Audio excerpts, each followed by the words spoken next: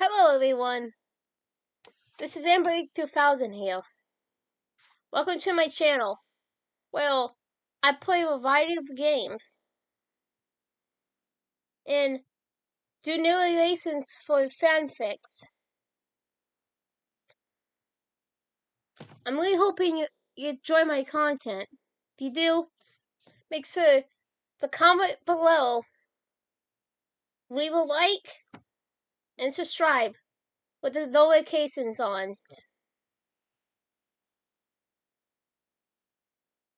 Right, so next time, this is AmberAnkNA. Welcome to my channel.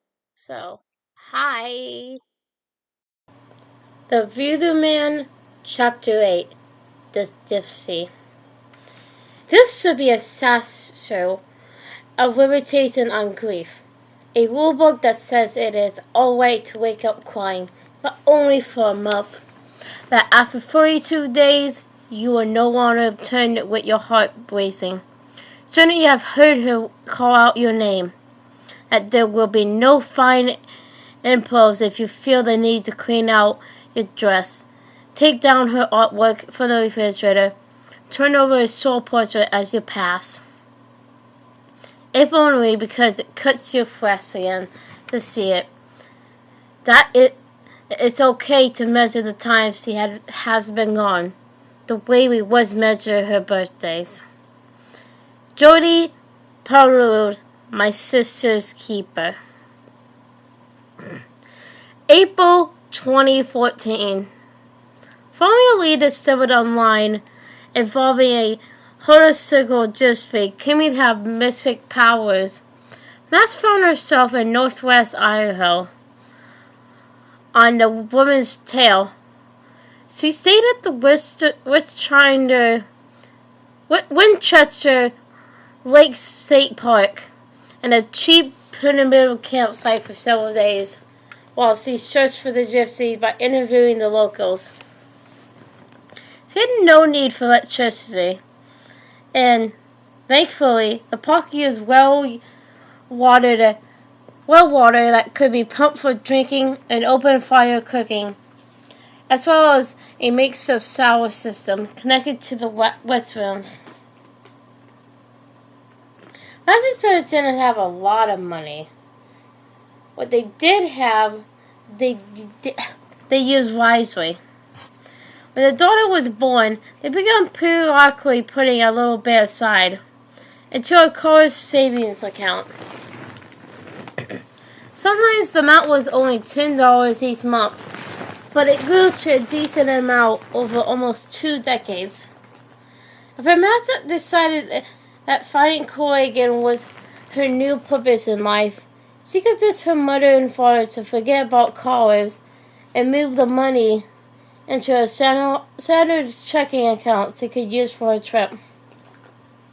They were hesitant about allowing the little girl to go out on her own, but she left them little choice. She was either going to wistfully hitchhike her way around the country, or they could support her, and she would be in a more intentional environment in exchange for a promise to always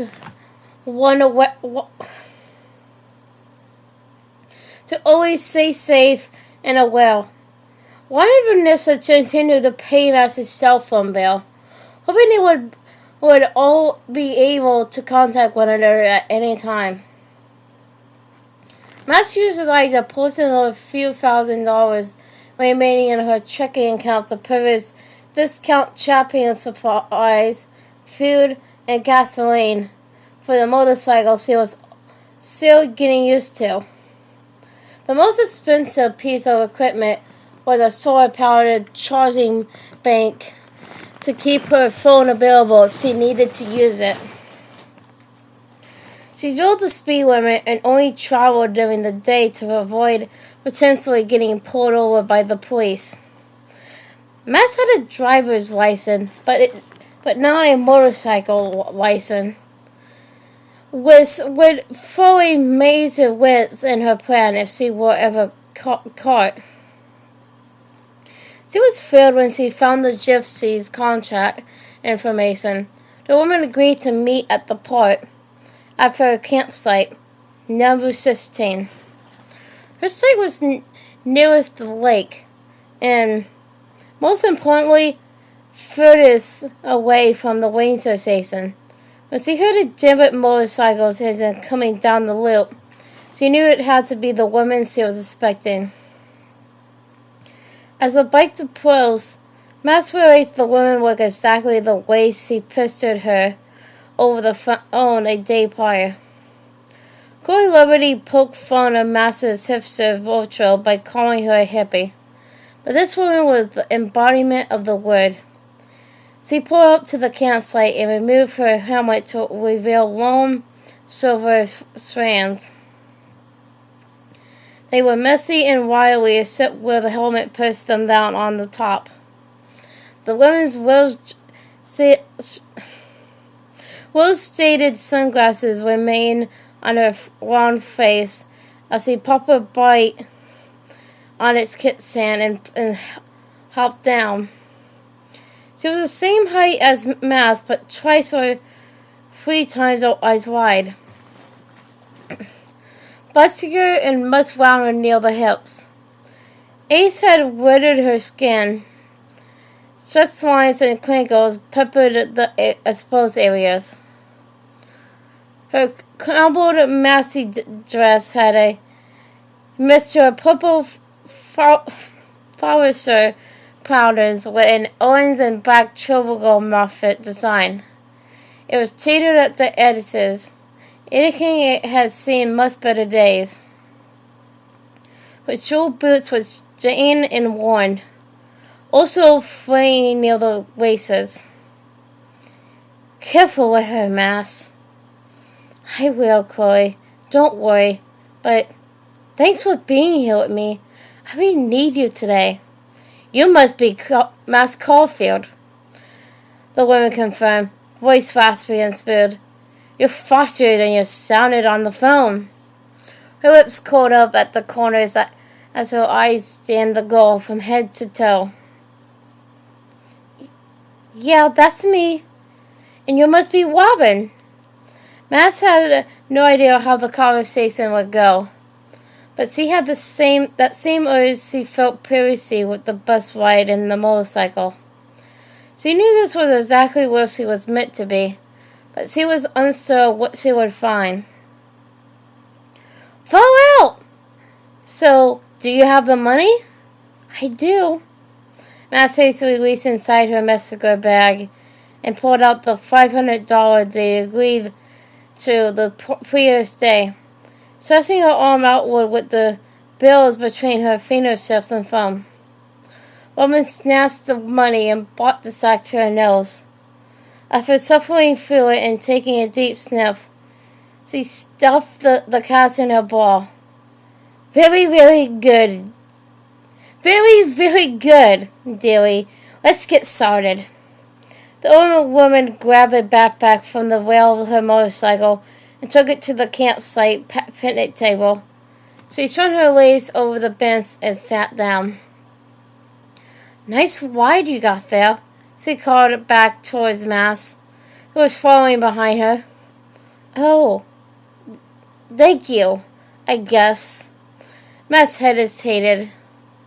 Not yours, is it? Max shook her head. Not really. I mean, it is mine, but I can tell. Here, take this.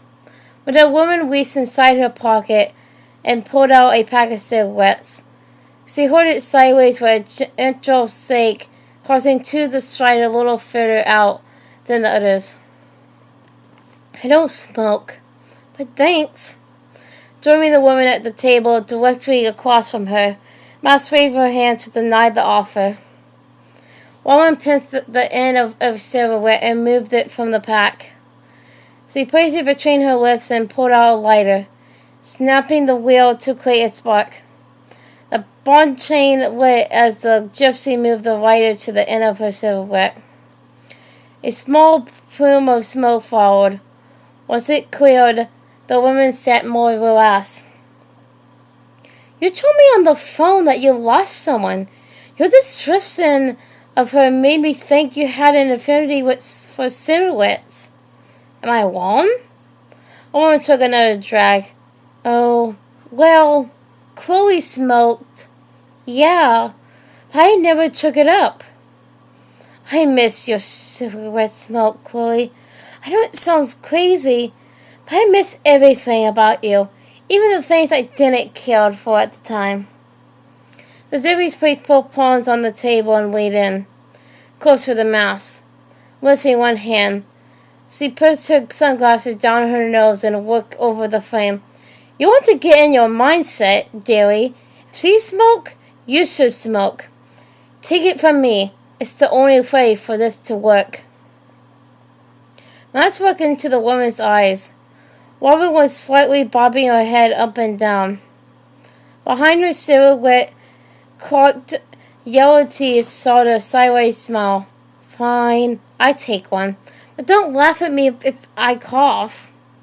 The woman offered her pack once more. This time, Max took one and placed the filter in between her lips. As he watched the gypsy do, Robin lit the flame and stretched her arm out towards Max's face. Like you're drinking through a straw, Max. Nothing to it. Max listened closely for Chloe's voice to warn her about the dangers of smoking. When she heard nothing, the brunette leaned in towards the fire. She watched the non-filtered and catch a blaze, and the paper modestly burned alongside the tobacco within. She could feel its substance filling her mouth and cheeks. As the smoke broke the barrier between her tongue and throat and entered her lungs, her body violently reacted with a series of Buffy's coughs. Bubbles of smoke exited as she desperately searched for air to breathe in. She stood from her seated position, placed the cigarette on the table, and stepped away, continuing to cough as she walked. From behind, Max heard the gypsy giggling. Her eyes watered and her throat felt dry and gassy.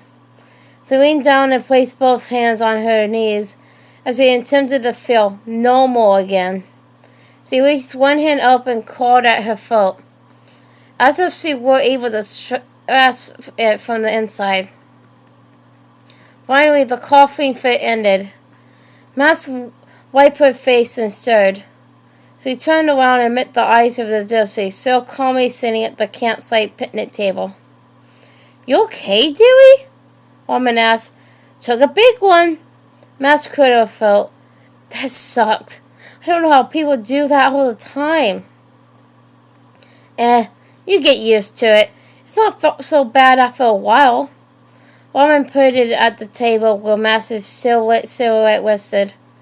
The ass on the end had grown to nearly half the size of the tire stick. Try again. This time, don't take a damn lungful. She chuckled and took one final drag, flicking the remaining butt towards the fire circle wing. Normally, I don't litter, but your next fire will take care of that. Leaning forward to reclaim the item, Max grabbed on and sat back down. I'm not sure if I should. So look at the silhouette between her fingers, then back towards the gypsy. Imagine you're taking a little, bitsy, tiny sharp through a straw. The wind heard her pointer and thumb up about a centimeter apart. Max nodded and brought it back to her lips. The end burned as he pulled in, and this time it didn't feel quite as bad as the first. When a small trickle of smoke entered her lungs, she blew out almost immediately, followed by a small cough. See? The voice begun. Nothing to it. You're already a pro. At that moment, Max experienced a new energy wiggling through her nerves. She began to realize why Chloe enjoyed it so much. For the first time since her best friend's death, her ecstasy was pushed aside. It wasn't as sharp as usual. It felt dull and in the background of her mind. Yeah, that feels pretty good. Chloe, I'm so sorry. You're probably disappointed in me. I'm not, Max. Not at all. Maybe you need to sit right now. Help me when I needed it. Lauren reached inside her pack and pulled out several ornate candles and a deck of cards. "I'll wait, dearie. You pay for the pool package. Let's jump right in." After agreeing to have dinner with the Prices the following evening, Vanessa helped Max prepare for departure from the hospital's care. The paperwork was completed, and Max passed all the medical staff's required testing. She was glad she was permitted to leave. As the Voodoo man wasn't responding to her pleas, she assumed there was something important she needed to accomplish in that reality. And the broker was certainly not going to help her. The two women left the hospital and settled into a little hospital room, deciding to get takeout for dinner. Not knowing how hungry Max had become, she stopped herself having a fourth slice of pizza. The mother-daughter pair spent the night watching movies and catching up. Max got a chance to chat with her dad over FaceTime on her phone. She didn't realize how much she missed both of her parents since leaving Seattle on her original timeline. Despite having several disagreements in the past, she knew that they loved her. The feeling was mutual. She received multiple phone calls and texts from Victoria, who wanted to visit her as soon as possible. Max made the case for her needing to be with her mother, and she would make sure she sees Victoria in a day or so. The bonds and messages made it clear she wasn't happy, but she understood the need for mother-daughter time. Chloe was still in Max's heart, always, but for the moment, she wasn't overly sad.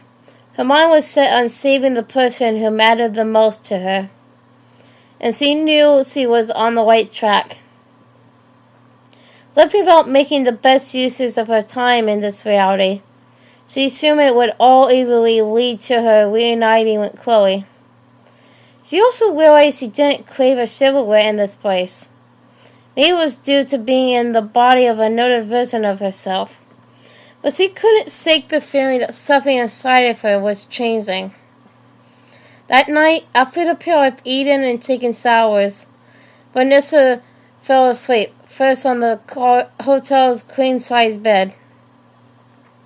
After the final movie ended, something came on the television that Max wasn't particularly watching.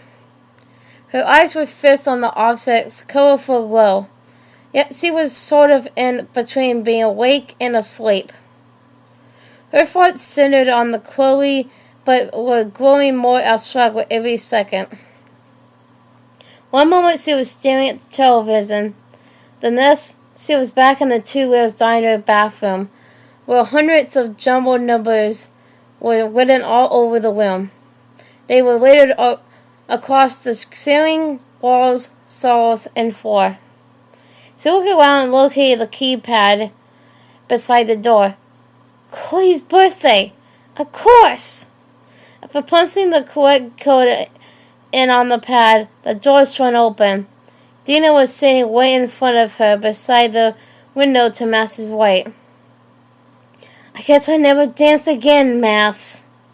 As we sat in the diner, she noticed Frank, Burke, Warrant, Juliet, Joyce, David, Logan, and nearly everyone she had encountered since returning to Acacia Bay.